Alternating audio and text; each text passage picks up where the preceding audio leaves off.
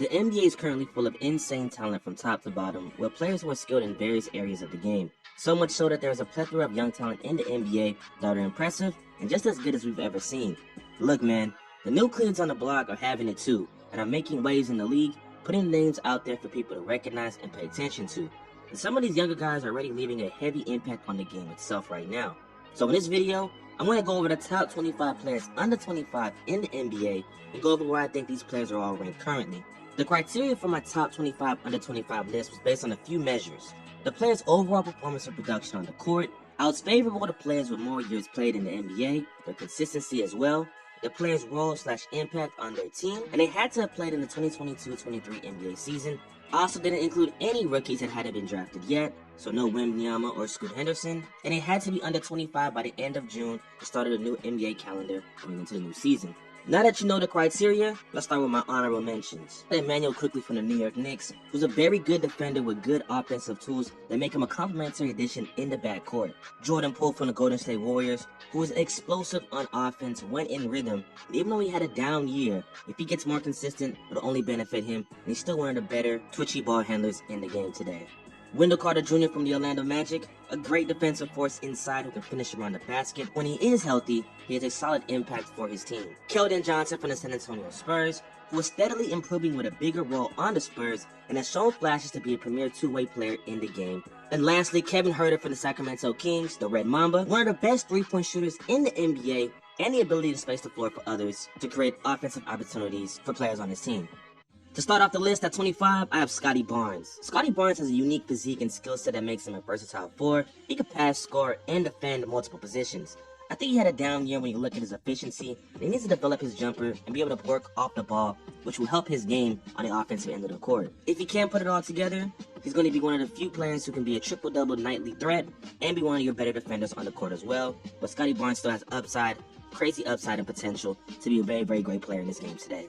At 24, I have Anthony Simons from the Portland Trail Blazers. Look, Anthony Simons is a tough, efficient shot maker who could benefit from an increased role, but has already proven to be a great off-ball option here in Portland, where he posted career highs in his points and efficiency.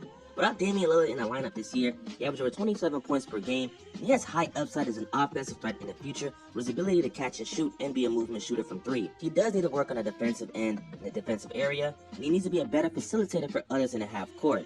But outside of that, Anthony Simons has proven to be a very, very good off-ball option, and I think in the future he could prove to be a very, very solid secondary piece with his off-ball ability and his efficiency in scoring the basketball, playing off of others.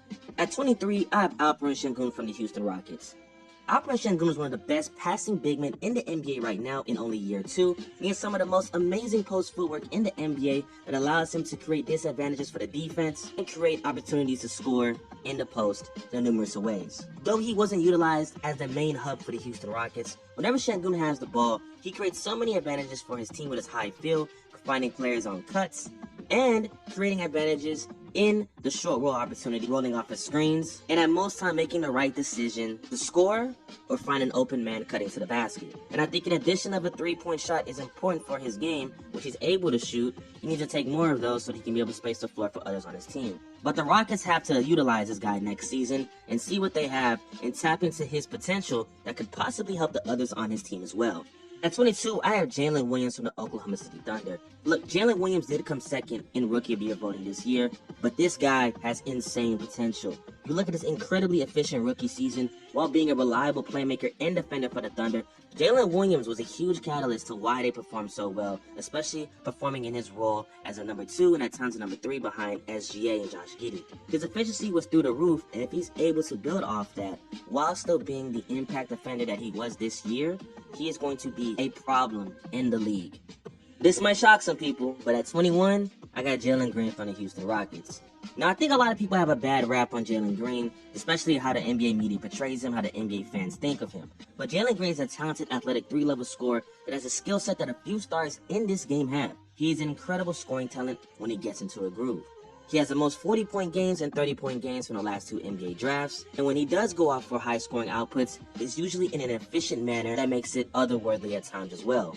I think the main gripes with Jalen Green is his consistency with his efficiency and his decisions as a playmaker. I think the offseason additions of him having weight training and the additions of Ime Udoka as a new head coach will have people eating their words when they talk about Jalen Green in the NBA. But if you've been paying attention to Jalen Green and not listening to the memes, you'd know that he's easily one of the most few talented players in the game right now. At 20, I have Tyler Herro from the Miami Heat.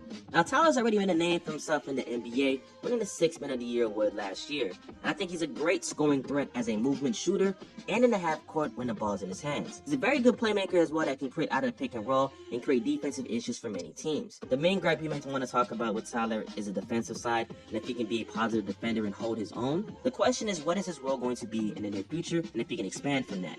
If he can, Tyler Herro is definitely going to be one of the better players in the game. Could possibly make an all-star appearance one day if he's able to reach his full potential. But Tyler Herro is a very, very good player. At 19, I have Cade Cunningham from the Detroit Pistons. Now, I contemplated adding Cade on this list or leaving him out due to the fact he only played 12 games this season and missed the entire season due to an injury.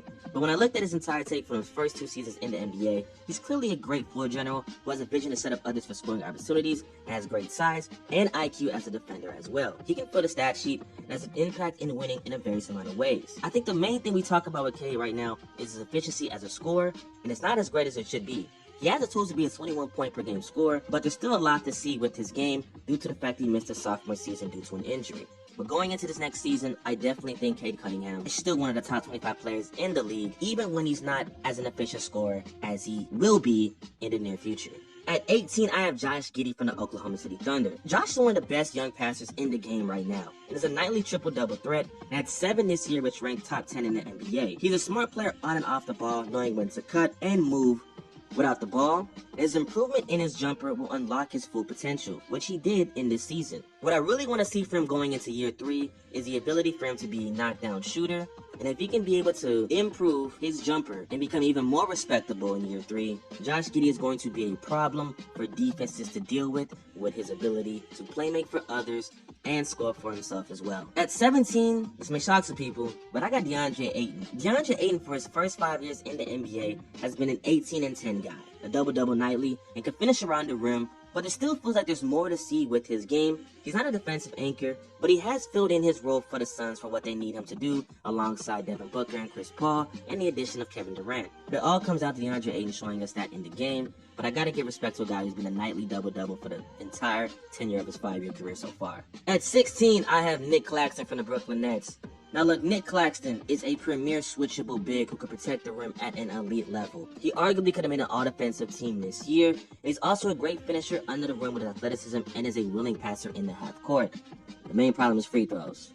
You gotta make some free throws. But Nick Claxton's ability, especially with his wiry build, he's able to switch onto many different positions at the wing position, and sometimes bigger guards, and even with his small frame, can still hold his own amongst some centers who are a little bit bigger than him as well. But Nick Claxton is a prototypical big in today's game that can catch and finish lobs and still protect the rim at an elite level. At 15, I have Jaden McDaniels from the Minnesota Timberwolves. Look, if you don't know about Jaden McDaniels, J-Mac, you need to pay attention. He is a defensive weapon at 6'9", who can guard multiple positions at an elite level. He's the only player this season with over 70 blocks and 70 steals, and was 12th in defensive team voting this year. His offensive potential is also growing as well. He shot around 40% from 3 on 4 attempts this year as well. My main gripe is easily, he needs to reduce the fouling. But if he can reduce that and improve on his offensive game and still give you the same elite impact on defense, he's going to make multiple all-defensive teams and will be an impact player for many teams that want to win and succeed in the NBA. At 14, I have Franz Wagner from the Orlando Magic. Now look, Franz is a guy that I call Mr. Consistent, because he's an efficient two-way player, versatile on offense, on the ball and off the ball, and can defend at a very, very good level as well. He gives you everything that you need to see from the wing forward position in today's game. He's a high field player, and many people underrate his game just because he isn't talked about enough, especially in the 2021 draft class that features Jalen, Evan Mobley, Cade Cunningham. He's going to be an impact player in the game for many years to come. He can self-create for himself, play make as well, and is an impact defender when need be. At 13, I have Tyrese Maxey from the Philadelphia 76ers. Look, Tyrese Maxey is the Energizer Bunny on offense. He can score in bunches and is an elite catch-and-shoot shooter in the game right now. Shot over 43% from 3 this season, and whenever Harden or Embiid had to take a step back or were injured, Maxey was able to fill in that number 2 option as a scorer and has produced fairly well in that aspect as well. He's already a great off-ball player at his size and can put pressure on the rim even as a second option like I mentioned before. He needs to work on his playmaking bag to broaden his offensive skill set. But if you look at Tyrese Maxey is definitely a very, very solid young player in the offensive end. And I think there's a lot of untapped potential with his playmaking bag that can make him an even bigger threat on the offensive end in the near future. At 12, I have Evan Mobley from the Cleveland Cavaliers. Evan is an elite rim protector and multi-positional defender. And in year 2, he's already in talks of becoming one of the few players who can win Defensive Player of the Year awards in the next few seasons. He is a ceiling raiser on defense, but a complementary piece on offense, and is able to finish around the rim and roll to the basket when need be. And even with his below average self-creation on offense and hasn't been able to stretch the floor, his defense makes up for any of his offensive mishaps right now. He is a future multi-defensive player of the year winner if he stays on track, and I think once he adds on a little weight, he'll be even more dominant around the rim, which will make him that much greater on the offensive end, while being such elite and such a problem on the defensive end that he already is. At 11, I have Paolo Banchero from the Orlando Magic. Now, Paolo went number 1 in last year's draft and took the league by storm and won the Rookie of the Year award as well. He has incredible size at 6'10" to attack the basket, to score, and run the offense when needed. He was top 5 amongst all rookies this season in points, rebounds, and assists. And if you're a subscriber to my channel, you know about a video that I posted about Paolo Banchero about 2 months back and how amazing his rookie season really was. But he clearly has a high feel and has a vision to set up other players on the Magic with his ability to put pressure on the rim and his passing regimen to find guys open on cuts. But Paolo Banchero is easily a player that could definitely take the league by storm if he hits his potential very soon. It's going to be a problem, guys. Ladies and gentlemen, we have entered the top 10, and if you are still watching, definitely leave a like and subscribe to the channel. Let me give a word to Manscaped, the sponsor of today's video. Manscaped's Performance Package 4.0 is the ultimate men's hygiene bundle, and even I use it today. Whether it's for you, for your father, or for someone else, join over 8 million people worldwide who trust Manscaped, and with this exclusive offer for you, get 20% off and free worldwide shipping with the code DJStevo at manscaped.com. They might even throw in 2 free gifts for you as well once you use that code. Again, get 20% off and free worldwide shipping with the code DJStevo. Thanks again to Manscaped for sending me the Performance Package 4.0. Let's get back into the video. At 10, we have LaMelo Ball from the Charlotte Hornets. Now look, LaMelo Ball is easily one of the few crafty young players in the game right now, and is a floor general with amazing passing vision. He was an All-Star last year and won a Rookie of the Year award winner in his rookie season. Even with his passing regimen, he shot 37% from 3 on 10 attempts this past season and knocked down around 4 3-pointers a game. However, he only played in 36 games this year due to injury. LaMelo was slightly inefficient compared to his first 2 seasons, but that may be due to the fact that he took so many 3-point shots around his game this year. I still think he's one of the best young players, despite the Hornets not being as good as they once were in the past 2 years, and I think that once they add in the top 2 pick, it's only going to help LaMelo Ball's game, and you're going to see him perform at a higher level that we expected once LaMelo Ball entered the league. At 9, I have Darius Garland from the Cleveland Cavaliers. Now, Darius Garland was an All-Star last season, and I think he's a prototypical point guard in the NBA who is reliable from deep as a shooter, but can also get his own as a scorer as well. He's made massive improvements from his rookie season where he didn't look like a special talent in the game, but since then, he's improved his entire skill set, has been much more lethal as a scorer, attacking the basket, and as a second option on the Cleveland Cavaliers, he's been able to hold his own, especially behind Donovan Mitchell. I think he's a very, very talented floor general who can make many All-Stars in the near future. And DG, at times, with his upside, has shown flashes of being one of the best players in the 2019 NBA draft. At number 8, I have Tyrese Halliburton from the Indiana Pacers. Now, Tyrese was an All-Star this season, made All-Rookie first team in his rookie season, and I think with his passing game, he actually manipulates the defense with how he passes, and the pick and roll, his skill set is some of the best in the NBA, especially with his ability to find an open man like I mentioned before, and his elite 3-point shot making that stuns the defense. I think he's incredibly efficient as well as a scorer, even though he may not pop off as much as many of the other players on this list. But if we get an aggressive Tyrese Halliburton with his passing regimen going into next season, it could be a very scary sight for what Tyrese Halliburton could turn into as he develops in the NBA, as he improves in the NBA in the near future. But Tyrese is definitely a player you can see make a lot of all-star appearances, and possibly an all-NBA appearance if the Indiana Pacers turn out to be a very, very talented team in the future. At number 7, I have Jaren Jackson Jr. from the Memphis Grizzlies. Triple J is the best young defensive asset in the NBA right now.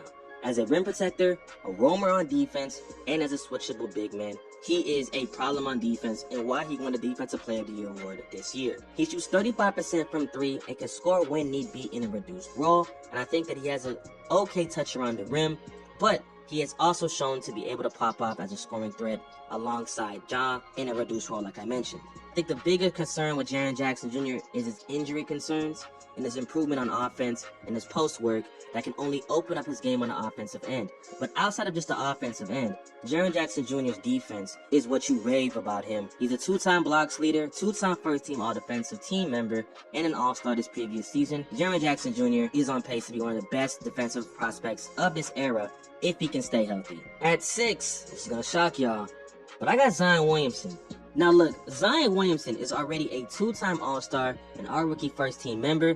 When we talk about being a generational player, he is a generational athlete and play finisher who finishes his food at the basket. He's elite at slashing, which creates advantages for his teammates in New Orleans. When he's on the court, the Pelicans are a completely different team and are arguably one of the best teams in the West with a healthy Zion Williamson. Only thing holding him back currently is injuries. Since he's been drafted, he hasn't played in over 60% of his NBA games that he was available for. I'm hoping Zion Williamson is getting over this injury bug, but when he is on the court, he is arguably one of the best talents the game has to offer, especially under 25. And if he is able to get on the court next season and stay healthy, Zion Williamson's impact will be felt amongst everyone in the league as a player who finishes everything around the basket once he gets a foot into the paint. Starting off with the top 5 players under 25, I have Trae Young from the Atlanta Hawks. Trae Young is a 2-time All-Star and All-NBA third-team member as well, and I think he's one of the best offensive players and engines in the NBA with his incredible passing repertoire that can dissect any defense that creates advantages for his team, and also has a score at his 6'1" frame. I think the biggest thing that plays against Trae Young is his small frame, which allows defenses to go right at him, and I think at times his three-point efficiency can be a little under than what we expect. But as a scorer, Trae Young has proven to be adequate in that area. The Trae Young disrespect needs to stop. This is one of the best offensive talents we have in the game, and even with his size, it's incredible what he's able to do as a passer and as a scorer in a game that's predicated on your athleticism and your size. At 4, I have Anthony Edwards. Look, Anthony Edwards is a special scorer with his size to put pressure on the rim. He has a huge frame and can stretch the floor from 3. He's bringing back the 2-guard position back into the NBA, and I think Anthony Edwards has proven to be the bright spot in Minnesota. He has athletic gifts that make him a problem to contain in transition and in the half court. I think a few things you talk about is just him being just a little bit smarter as a playmaker and his shot selection, especially from deep, where he shot a lot of 3-pointers over the past 2 years. But he's still supremely gifted as a scorer and has the tools to be a great defensive pit player as well. He's easily one of my favorite players to watch, and I think that from what we've seen so far, he is only scratching the surface of what he's going to produce and be in the NBA. And if he continues on pace, he's going to have a very, very special career. My top 3. Number 3, we got Ja Morant from the Memphis Grizzlies. Look, Ja Morant is otherworldly athletic. Like, otherworldly. He has an insane ability to get to the rim even when you don't expect it, and can make you pay if you try to stand under the rim. Look, we've seen the highlights.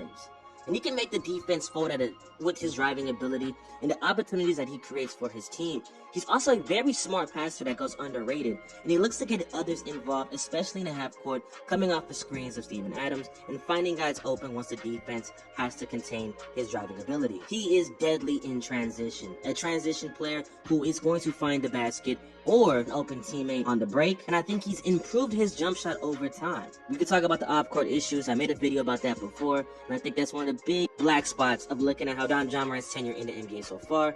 But outside of his off-court issues, Ja Morant is arguably a top 20 talent in the league right now, and clearly one of the best players we have under 25 in the NBA. At number 2, we have Shai Gilgeous-Alexander from the Oklahoma City Thunder. Shai popped off this season. He was amazing the entire season. He has an amazing touch around the rim, and damn near had an historic level of paint scoring that we've never seen, especially at the guard position. He has an insane bag of scoring tricks to score on drives, his change of pace, and in the mid-range, while being an amazing on-ball defender for his team.